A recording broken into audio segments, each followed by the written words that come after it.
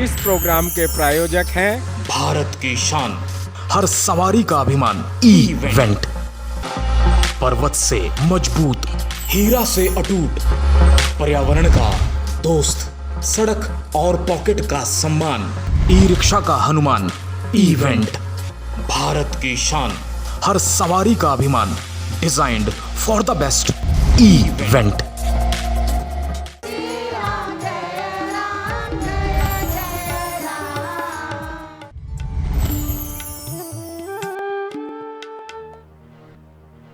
नमस्ते सदा वत्सले मातृभूमे,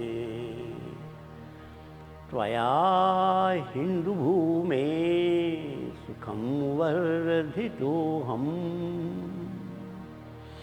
महामङ्गले पुण्यभूमे त्वदर्थे पतत्वेशकायो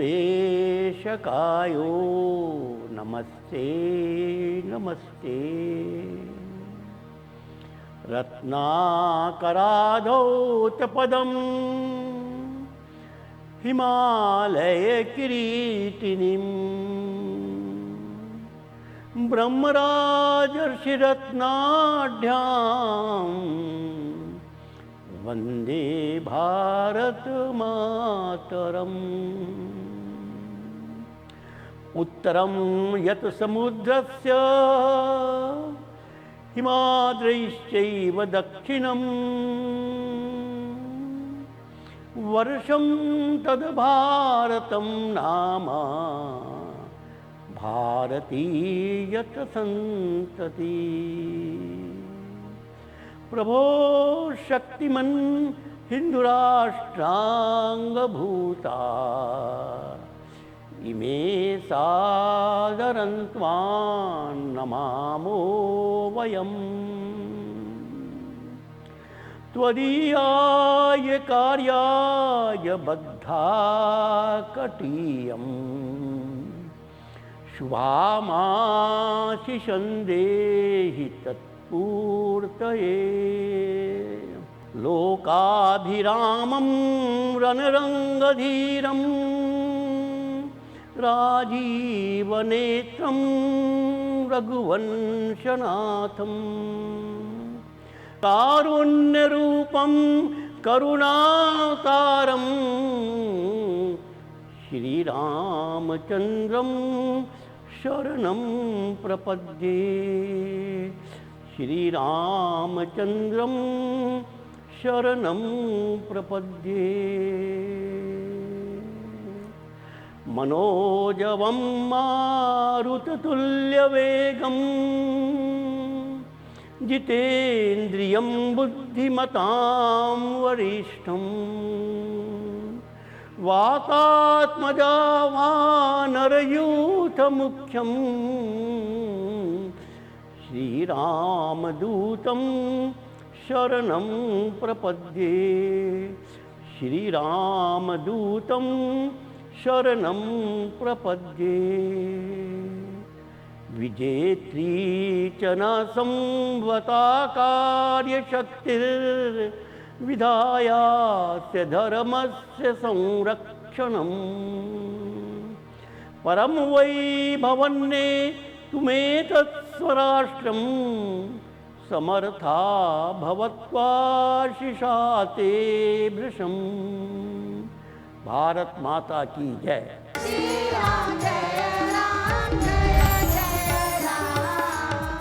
मित्रों को नमस्कार। मित्रों, रामायण में हम देखते हैं कि राम जी जो काम स्वयं कर सकते थे वो लक्ष्मण जी से करवाते हैं। इसका अर्थ क्या है?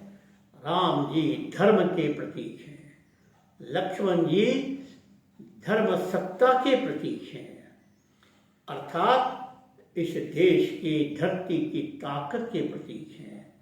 इसलिए शूर्पणखा के नाक काटने की बात थी, राम जी कर सकते थे, लेकिन राम जी ने लक्ष्मण जी को कहा, क्योंकि दंड देना, क्रोध करना यह लक्ष्मण अर्थात धरती की ताकत का स्वभाव होना चाहिए। इसी प्रकार सुग्रीव को भयभीत करना था, राम जी ने लक्ष्मण को भेजा। इसी प्रकार इस देश में राम रावण युद्ध में रावण को पत्र लिखना था, तो लक्ष्मण जी ने लिखा। और बड़े आश्चर्य की बात है कि लक्ष्मण जी के पत्र को जब रावण ने पढ़ा, रावण भयभीत हो गया। पूरी रामायण में रावण के भयभीत होने का एक ही प्रसंग है, लक्ष्मण जी का पत्र, क्योंकि लक्ष्मण जी की आवाज इस देश के लाखों करोड़ों धरती के संतानों की आवाज थी और उसको कोई भी उपेक्षा नहीं कर सकता। इस प्रकार राम जी ने लक्ष्मण जी का उपयोग करके राम रावण युद्ध जीता था। सबको नमस्कार, धन्यवाद।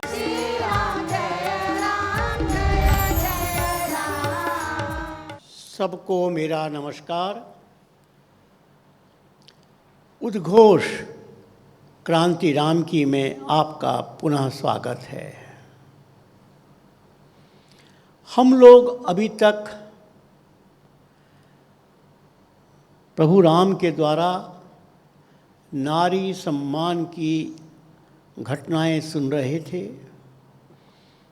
क्योंकि प्रभु राम ने अपनी क्रांति का प्रारंभ नारी सम्मान से किया, अहिल्या उद्धार से किया, सीता उद्धार से किया, और यही राम के जीवन के टर्निंग पॉइंट थे।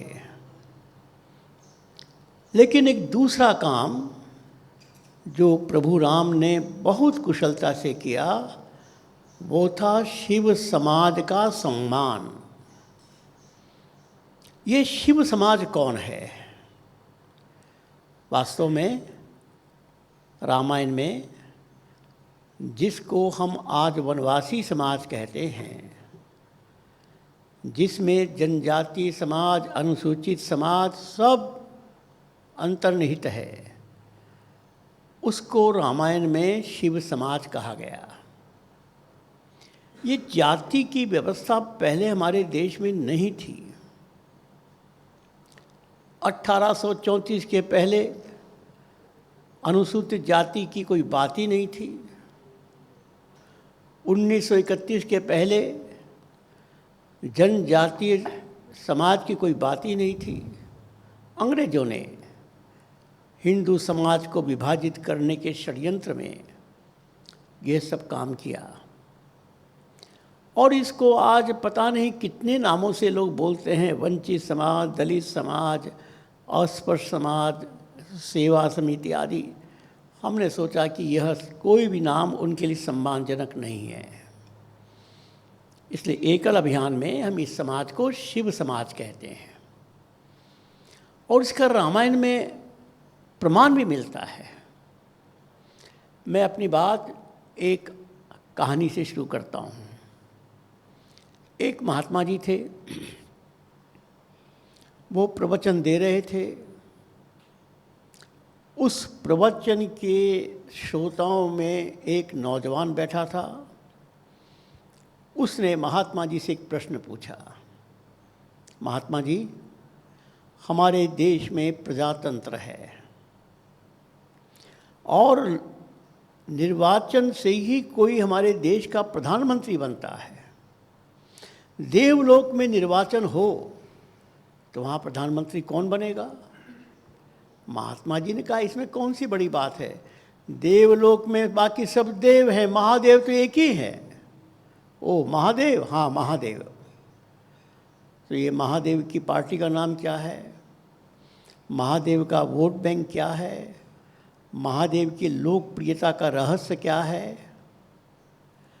तो महात्मा जी ने शिव जी के विवाह की कहानी सुनाई, जो रामचरितमानस में सबको पढ़ने को मिल सकती है। अब शिव जी का विवाह निश्चित हो गया, और वो भी राम जी ने ही जबरदस्ती करवाया। तो शिव जी के विवाह की तैयारी हो रही है, देवलोक से बारात चलने वाली है। अब चूंकि शिव जी वहाँ के सर्वे सर्वा थे, तो उनकी बारात में तो बाकी सब देवताओं को चलना ही है। सब देवताओं ने अपने अपने रथ संभाले और रथ में आकर बैठ गए। इतने में शिव जी अपना वेश रखकर आए और नंदी पर बैठ गए। शिव जी का वेश देखकर बाकी सब देवताओं को आश्चर्य भी हुआ और दुख भी हुआ। और दुख ये हुआ कि यदि हम इनके साथ जाएंगे तो बारात के बारे में नागरिकों की जो धारणा बनेगी उसमें हम सब बदनाम हो जाएंगे। लेकिन जाना तो पड़ेगा, महादेव का विवाह का मामला है। तो ऐसा कहते हैं कि विष्णु, अब विष्णु है लक्ष्मीपति, पैसे वालों का वो देवता है। और आज की भाषा में नगर के संपन्न परिवार। विष्णु ने कहा कि भाई सब देवताओं से कि देखो जाना तो पड़ेगा लेकिन थोड़ा दूर दूर चलो, जिससे कि शिव जी को हमारी हाजिरी भी लग जाए और गांव में हम इनके साथ हैं ये भी ना दिखाई दे। तो सब देवताओं ने अपने अपने रथ को शिव जी के नंदी से थोड़ा दूर कर लिया।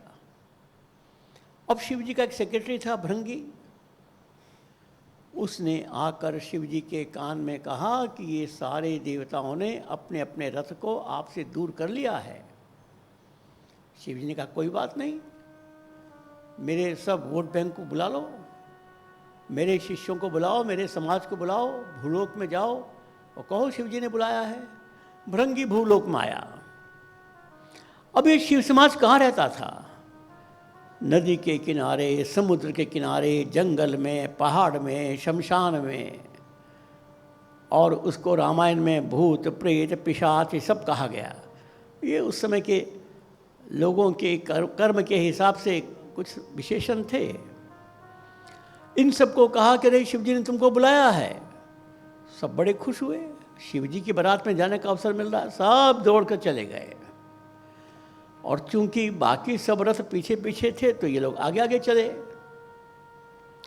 बारात पार्वती जी घर में पहुंच गई और नियम के हिसाब से पार्वती की माँ मैना वो वर का पूजन करने के लिए सबसे पहले आएगी। जो ही मैना ने दरवाज़ा खोला तो क्या देखा? सामने कौन है? अरे किसी का एक टांग, किसी के दो टांग, किसी के तीन टांग, किसी के दो हाथ, किसी के चार हाथ, किसी के शरीर में कपड़ा नहीं, किसी के पेट में कुछ नहीं, किसी का एक सर दो सर, उल्टे सीधे लोग नाच रहे हैं।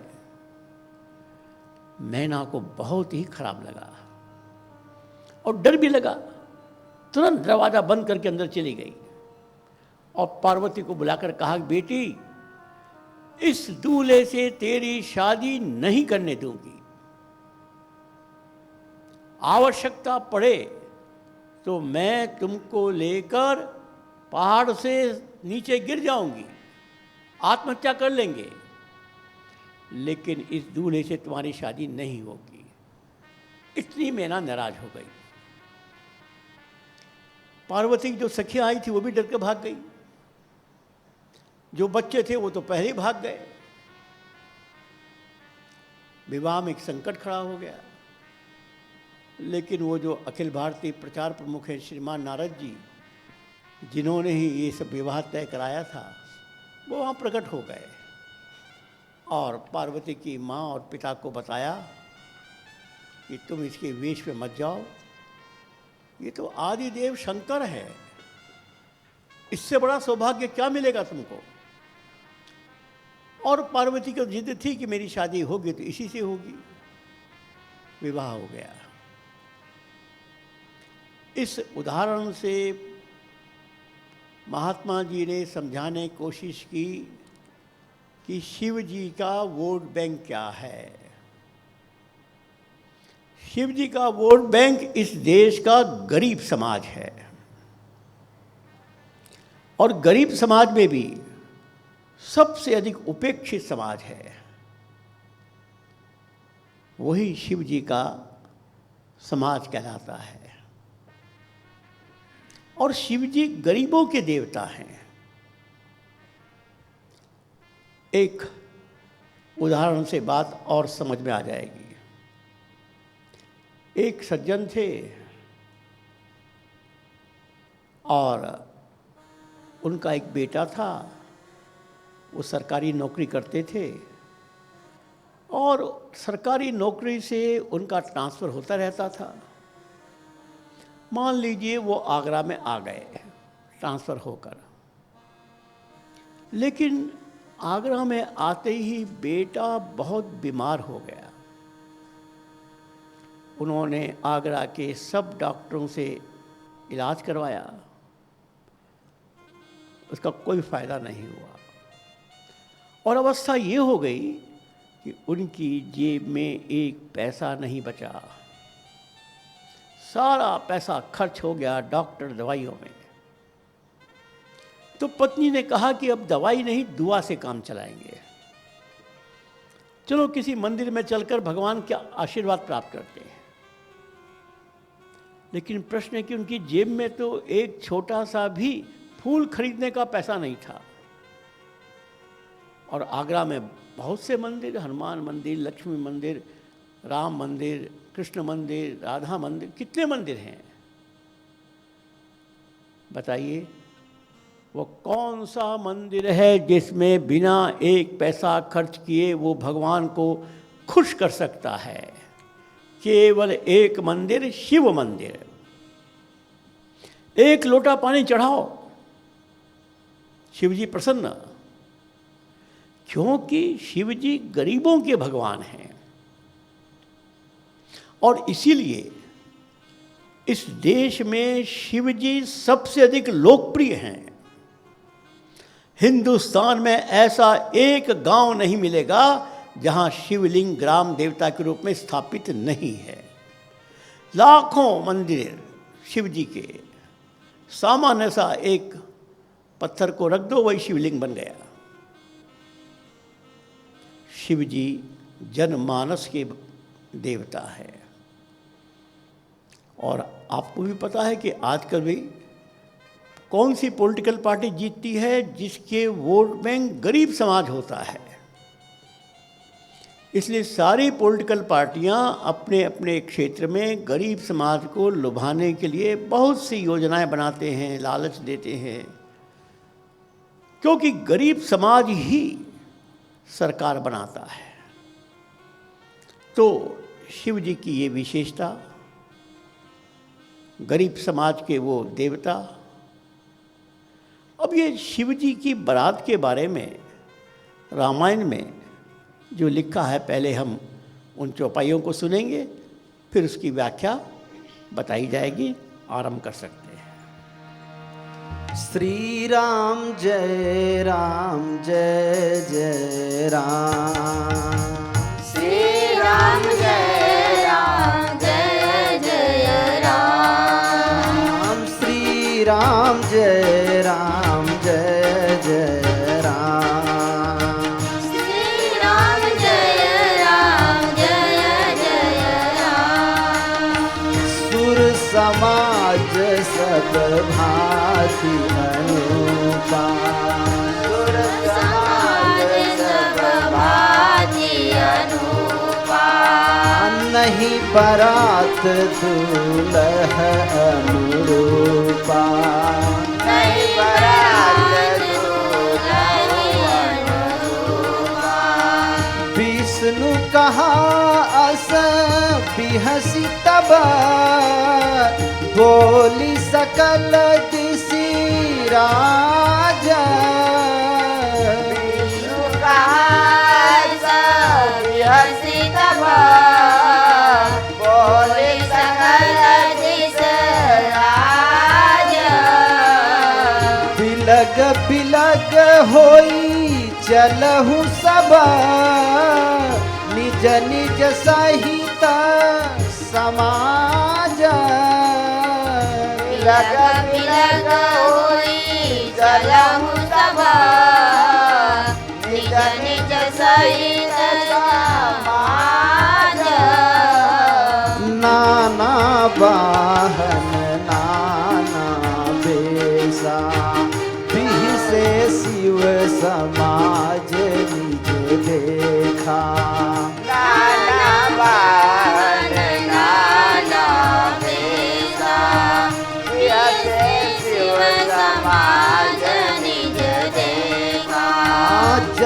दूलहु तसी बनी बराता कौतुक विविध होहि मग जाता जस दुलहु बनी बराता कौतुक विविध होई मग जाता।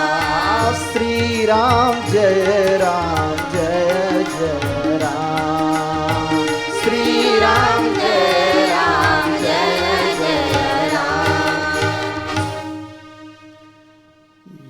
बीह से शिव समाज निज देखा। शिव जी ने अपना समाज देखकर बड़े प्रसन्न हो गए। और ये क्या कर रहे थे? रास्ते भर में कौतुक कर रहे थे, नाच रहे थे, खेल रहे थे, हंस रहे थे। यही शिव समाज की विशेषता है।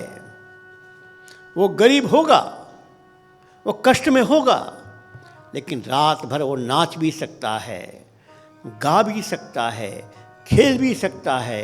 इस गरीबी से उसके अंदर के आनंद का कोई वास्ता नहीं है। और ये एक बहुत बड़ी बात है। आप किसी वनवासी गांव में जाइए, रात भर गांव के युवा युवतियां नृत्य करते हुए दिखाई देंगे। दिन भर मेहनत और रात भर नृत्य। यही उस समाज की ताकत भी है और विशेषता भी है। तो शिव जी की बारात आ गई, उनका समाज आ गया। लेकिन प्रश्न है कि शिव समाज की आज की दृष्टि से व्याख्या क्या है, कितनी संख्या होगी? देखिए, पर्यावरण के संतुलन के लिए एक वैज्ञानिक नियम है। 1/3 भाग में धरती होनी चाहिए, 1/3 भाग में जल होना चाहिए, 1/3 भाग में जंगल होना चाहिए। ये पर्यावरण का एक नियम है। और कभी हमारे देश में 33% जंगल थे, लेकिन गुलामी के काल में अंग्रेजों ने उन सबको खूब चौपट किया, खूब जंगल काटे अपने स्वार्थ के लिए। और आज़ादी के बाद तो और भी बड़ा संकट आ गया। नेहरू जी की विकास का जो मॉडल था वो नगरों की था, सारे जंगल काट दिए गए। कहाँ 33%, कहाँ इस समय 9-10%। जंगल तो कट गए, लेकिन गांव तो हैं। इसलिए सामान्यतः आबादी का 1/3 उसको हम वनवासी कहते हैं, अर्थात उसको हम आज शिव समाज कहेंगे। अब भारत की आबादी 135 करोड़ है और 33% का हिसाब लगाएं तो लगभग 50 करोड़। 50 करोड़ का समाज रहता कहीं भी है, लेकिन संस्कृति से वो शिव समाज है। और दुर्भाग्य से इसमें से बड़ी संख्या में लोग नगरों में आ गए नौकरी के लिए, क्योंकि गांव उजड़ गए। सरकार की नीति गांव के विरुद्ध थी, खेती के विरुद्ध थी, उनके वहाँ आजीविका चल नहीं सकती थी, तो नगरों में आ गए। एक मोटा अनुमान ये है कि 4 लाख छोटे छोटे गांव में 8 करोड़ परिवार शिव समाज है। और देश के नगरों में शबरी बस्ती में रहने वाले 2 करोड़ समाज शिव समाज है। इस प्रकार पूरे देश में 10 करोड़ परिवार, 50 करोड़ की जनसंख्या रहते कहीं भी हैं, लेकिन सांस्कृतिक दृष्टि से वो शिव समाज है। हाँ, कुछ लोग हैं जो पढ़ लिख कर सरकारी ऑफिसर बन गए और उन्होंने भी वही संस्कृति अपना ली जो पश्चिम की है। उनको छोड़ दो, बहुत थोड़े से हैं। लेकिन सामान्यतः हमारे देश में 10 करोड़ परिवार शिव समाज है। ये 10 करोड़ परिवार अर्थात 50 करोड़ की आबादी 40 करोड़ ग्रामीण भारत में और 10 करोड़ नगरीय भारत में, बस इसका ही सम्मान प्रभु राम बता रहे हैं। और इस बारात के माध्यम से वो हमको ये सूचित कर रहे हैं कि शिव को मानने वाले व्यक्ति को शिव मंदिर में जाने की आवश्यकता नहीं है, शिव समाज के साथ प्रेम करने की आवश्यकता है।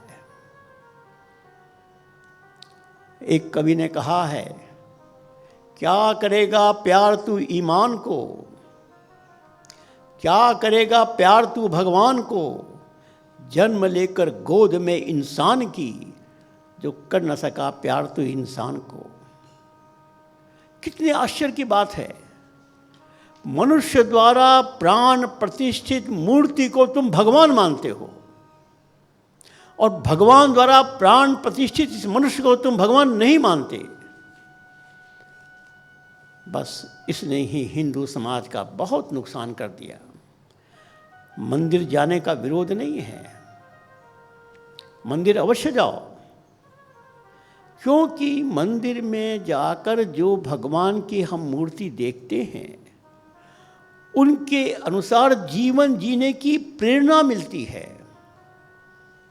राम जी के मंदिर में जाते तो राम जी का जीवन याद आता है और अपने को तुलना करते कि राम जी ने किया तो मैं क्यों नहीं कर सकता, शिव जी ने किया तो मैं क्यों नहीं कर सकता, हनुमान ने किया तो मैं क्यों नहीं कर सकता। इस प्रेरणा के लिए मंदिर में जरूर जाओ, लेकिन मंदिर में जाकर ही तुमने भगवान को खुश कर दिया, यह गलतफहमी मत अपनाओ।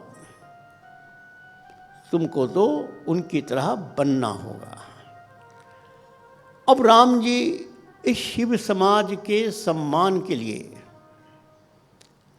एक कार्यक्रम का आयोजन करते हैं। जब वो अयोध्या जी से निकले, हर गांव में उन्होंने शिव समाज, शिव मूर्ति या शिवलिंग की स्थापना की। मैंने पहले ही बताया, राम जी के सामने एक चुनौती थी। वैष्णव समाज और शिव समाज में आपस में समरसता नहीं थी। आज के परिप्रेक्ष्य में बोलें तो वैष्णव समाज माने नगरीय समाज और शिव समाज माने गांव का गरीब समाज। आज भी उन दोनों में समरसता नहीं है। एकल अभियान ने पिछले 30-31 साल में प्रयास किया है, सफलता मिली है, लेकिन समस्या इतनी बड़ी है कि सफलता बहुत छोटी है। और इस संघर्ष ने इस देश को क्या नहीं कर दिया। उस समय भी ये स्थिति थी। राम जी स्वयं वैष्णव समाज के थे, विष्णु के अवतार थे, और ये शिव जी तो शिव समाज के प्रतिनिधि थे। तो राम जी ने शिव समाज को प्रसन्न करने के लिए हर गांव में शिवलिंग की स्थापना की। और आज जो हम देखते हैं हर गांव में एक शिवलिंग है, वो प्रभु राम के द्वारा स्थापित परंपरा को पालन किया जा रहा है। और अंत में जब रामेश्वरम पहुंच गए, अब लंका पर प्रहार करना है, तो राम जी ने शिवलिंग की स्थापना की रामेश्वर, जहाँ पर अब राम ही ईश्वर बनकर बैठे हैं, शिव जी। अब देखो, रामेश्वर, राम ही ईश्वर हैं, क्या है? शिव जी। अर्थात राम और शिव को इतना उन्होंने एक साथ जोड़ दिया, कोई अंतर नहीं है। जब रामेश्वर में वो शिवलिंग की स्थापना कर रहे थे, तो उन्होंने सुग्रीव को कहा कि सुग्रीव, मुझे एक घोषणा करनी है। इससे देश के जितने मुनि हैं, विचारक हैं, थॉट प्रोसेस के लोग हैं, ओपिनियन मेकर हैं, थिंक टैंक हैं, उसको मुनि कहते थे, उनको बुलाओ, मैं उनके सामने घोषणा करना चाहता हूँ। सुग्रीव ने अपने दूत भेजे और राम जी ने घोषणा की। लेकिन राम जी की घोषणा सुनने के पहले इस शिव समाज का वर्णन हमें जानना चाहिए। जो रामायण में लिखा है। शिव जी जो वेश धारण करके आए, उसमें 9 लक्षणों के आधार पर शिव समाज के चरित्र को रामायण में व्यक्त किया गया है। 5 लक्षण शांति काल के, 4 लक्षण युद्ध काल के। ये शिव समाज देश में शांति भी निर्माण करेगा और युद्ध काल में देश की रक्षा भी करेगा। आइए पहले हम चौपाई सुनते हैं और उसके पश्चात इसकी व्याख्या करेंगे। राम सिया राम जय जय राम। राम सिया राम जय जय राम। राम सिया राम जय जय राम। राम सिया राम जय जय राम।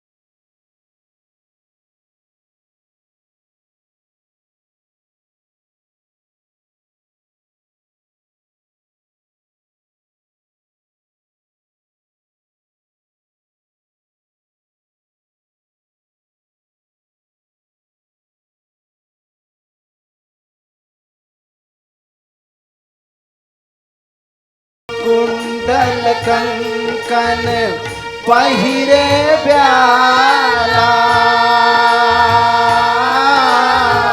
तन विभूति पटके हरिछाला।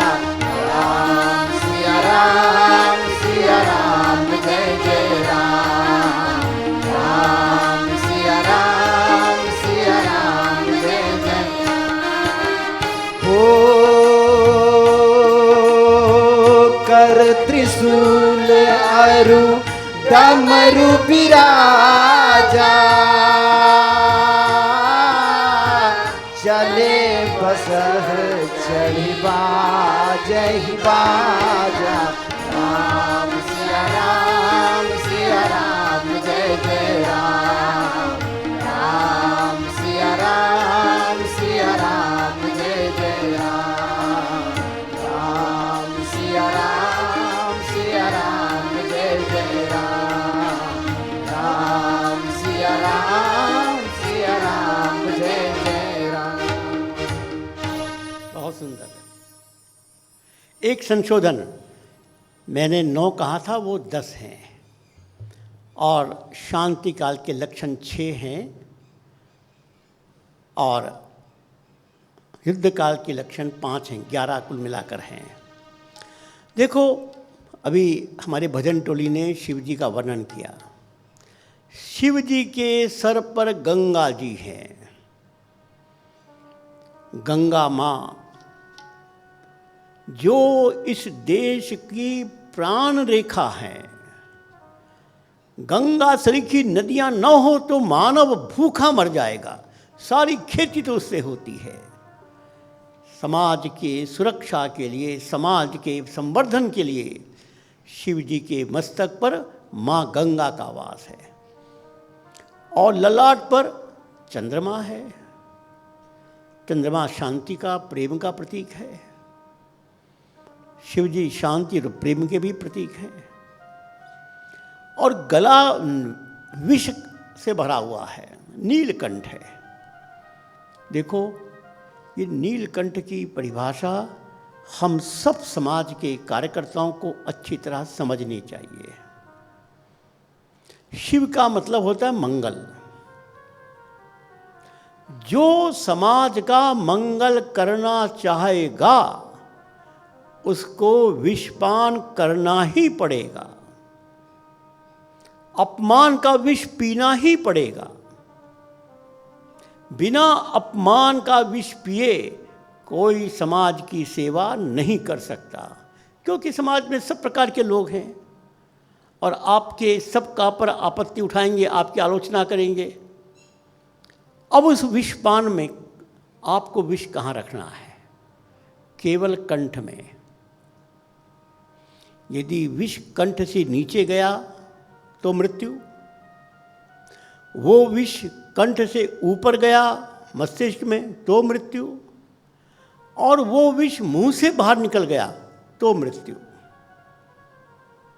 अपमान होगा, दुनिया कहेगी कि इनका अपमान हुआ है, लेकिन उनके चेहरे पर मुस्कान है। उस अपमान का कोई प्रभाव उनके किसी भी व्यवहार में नहीं है। यही नीलकंठ की परिभाषा है। और शिव जी नीलकंठ के थे और उनके शिव पुराण में आता भी है कितनी बार शिव जी का विरोध हुआ, लेकिन शिव जी का डमरू बंद नहीं हुआ। ये डमरू, ऐसा कहते हैं, हमारी जितनी भी भाषा निकली है, हर शब्द हर अक्षर डमरू से निकला है। डमरू बजता है, उसी से संस्कृत के सारे शब्द बने हैं, अक्षर बने हैं। और डमरू कब बजाते हैं? मस्ती में। शिव जी नृत्य करते हैं, डमरू बजाते हैं, गाते हैं, नाचते हैं। हर कार्यकर्ता को अपने मस्तिष्क में गंगा ठंडा, अपना चेहरा शांत, अपमान का विष पीने के बाद भी चेहरे पर मुस्कान और मस्ती। डमरू नाचो।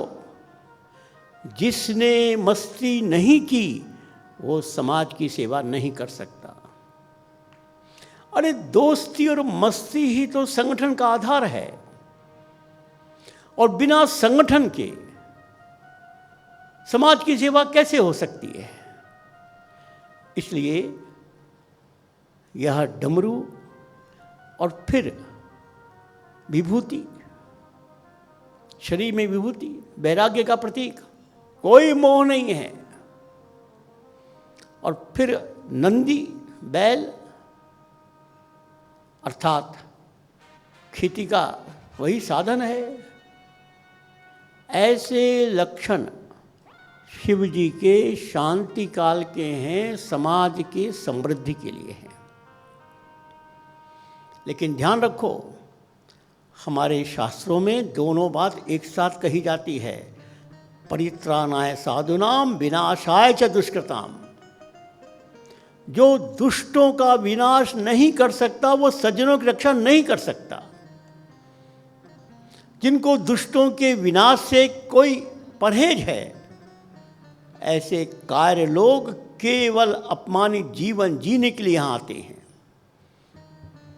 और इसलिए शिव जी शांति काल के भी देवता हैं और युद्ध काल के भी देवता हैं।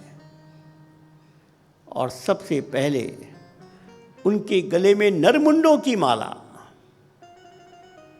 दुष्टों को मार कर जो नरमुंडों की माला पहन सकता है वही शिव बन सकता है। हाथ में त्रिशूल युद्ध के लिए, और यज्ञोपवीत और कुंडल सब सर्प के। अब देखो, सर्प से दुनिया डरती है और शिव जी का वो वेश है। और वस्त्र क्या है? शेर की खाल। शेर का शिकार कौन कर सकता है? जिसके अंदर साहस होगा। ऐसे लक्षण शिव जी के रामायण में बताए गए, और इन लक्षणों के माध्यम से हमारे शिव समाज का वर्णन किया गया है। इतिहास बताता है कि शिव समाज ने ही देश की रक्षा की है, धर्म की रक्षा की है। और वर्तमान बताता है यही शिव समाज की समृद्धि और शांति का भी गारंटी है। इसी की जमीन को चीर कर निकलता है लोहा, कोयला, तेल और चलते हैं उद्योग। इसकी जमीन को डुबोकर बनते हैं बड़े बड़े डैम और बनती है बिजली और हमारे घर चमकते हैं। इसी के पसीने से उद्योग चलता है, इसी के पसीने से खेत में फसल होती है। और यदि ये नहीं हो तो देश में समृद्धि कहाँ से आएगी।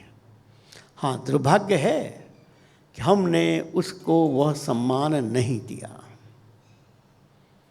और इसलिए राम जी अब उनके सम्मान की चिंता कर रहे हैं।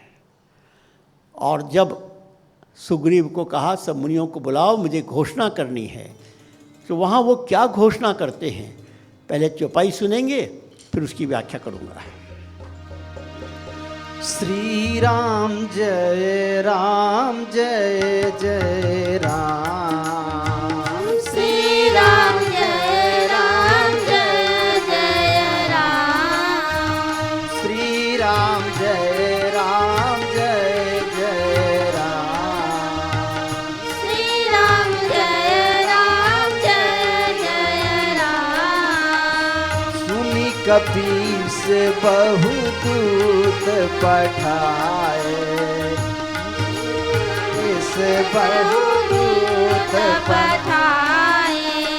मुनि बर सकल बोली ले आए। मुनि बर सकल बोली ले आए। राम बचन सबके जिया भाए। राम बचन सबके उड़वाए। मुनि बर निज निज आश्रम आए। मुनि बर निज निज आश्रम आए। शिवद्रोही मम भगत कहावा। शिवद्रोही मम भगत कहावा। सो नर सपने हूँ मोहिन भावा। सोनर सपन हूँ मोहिन भावा।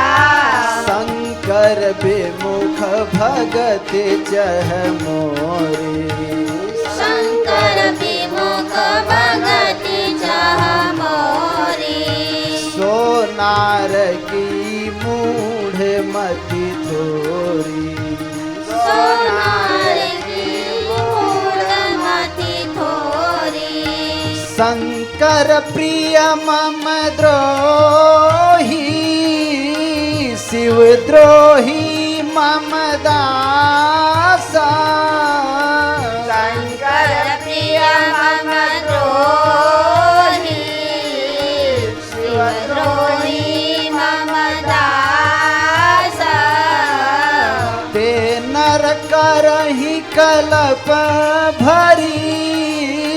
घोर नरक महु बासा। नर करहि कलप भरी। घोर नरक महु बासा। श्री राम जय जय राम। श्री राम जय जय राम। श्री राम जय जय राम। श्री राम जय जय राम। अब इससे बड़ी बात राम जी क्या कह सकते थे। देखो क्या कहा, शिवद्रोही मम भगत कहावा। जो शिव जी का, शिव समाज को अपमानित करेगा और मेरा भगत कहलाएगा, वह सपने में भी मेरा आशीर्वाद नहीं प्राप्त करेगा। मुझको यदि आशीर्वाद प्राप्त करना है मुझसे, पहली शर्त है शिव समाज को प्यार करो। और कहते हैं शंकर विमुख भगत चह मोरी, जो शिव समाज से विमुख है, मेरी भक्ति चाहते हैं, सो नार की मूढ़ मति थोरी। क्या क्या कह रहे हैं? नार की, मूढ़, कम बुद्धि वाला, मूर्ख। इससे बड़ी बात क्या कहेंगे?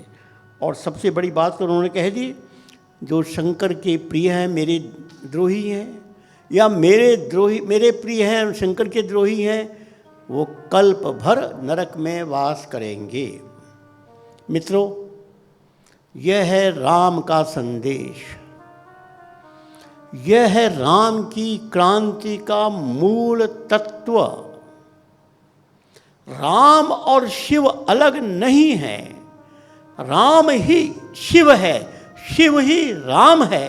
राम को पूजोगे शिव का आशीर्वाद मिलेगा, और शिव को पूजोगे राम का आशीर्वाद मिलेगा। यही तो राम जी ने स्थापित किया, और यही संकट था। आज के संदर्भ में मैं सभी नगरीय समाज को यह बात याद दिलाना चाहता हूँ। अभी सावन का महीना चल रहा है, शिव जी का ये महीना माना जाता है। आप सब अपने घर में पूजा करते होंगे, करना भी चाहिए, लेकिन ध्यान रखो ये पूजा करने से आपको कुछ भी लाभ नहीं होगा।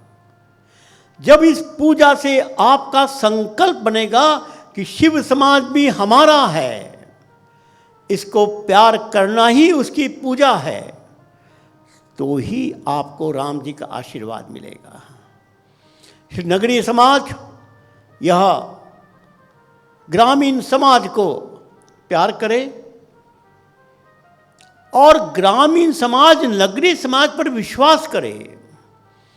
हमारे ग्रामीण समाज में पहुंच गए चर्च की सेना, माओवादी लोग, नक्सलवादी लोग, इन सब ने गांव-गांव के लोगों को नगर के बारे में क्या क्या घृणा पैदा कर दी।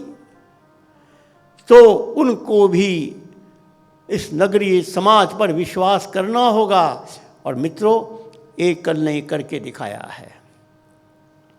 एकल ने नगरीय समाज को ग्रामीण समाज से ऐसा समरस किया है कि पिछले 30-31 साल में सारी अर्थव्यवस्था नगरीय समाज संभाल रहा है। उसका पूरा विश्वास हमारे ग्रामीण कार्यकर्ताओं पर है, और ग्रामीण कार्यकर्ताओं के मन में इस नगरीय समाज के बारे में पूरा विश्वास और प्रेम का संबंध है। बस इस यात्रा को हमको और आगे बढ़ाना है। हमको इस नगरीय समाज और शिव समाज के बीच में प्रेम का सेतु बनाना है। एक दूसरे के प्रति वे चिंता करें, उनको सम्मान दें, प्यार दें। इतना हमने कर लिया, देश का कल्याण हो जाएगा। देश का शिव, देश का कल्याण, देश का मंगल जग जाएगा।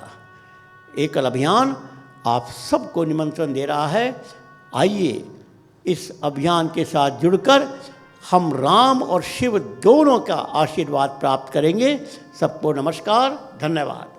श्री राम जय राम जय जय राम। जय हनुमान, जय श्री राम। सबसे पहले एकल अभियान के प्रणेता, हम सबके मार्गदर्शक माननीय श्याम जी गुप्त के चरणों में सत सत नमन। माननीय श्याम जी गुप्त के द्वारा पिछले 2 वर्षों से उद्घोष क्रांति राम साप्ताहिक, रामचरितमानस व हनुमान चालीसा को आधार बनाकर गांव एवं नगर की स्थिति परिस्थिति तथा समाज की स्थिति परिस्थिति को ध्यान में रखते हुए उद्बोधन उनके मुखारबिंद से किया जा रहा है, जो बहुत ही अनुकरणीय एवं अपने जीवन के लिए उपयोगी है। मैं पुनः माननीय श्याम जी को नमन करता हूँ। श्री राम जय राम जय जय राम।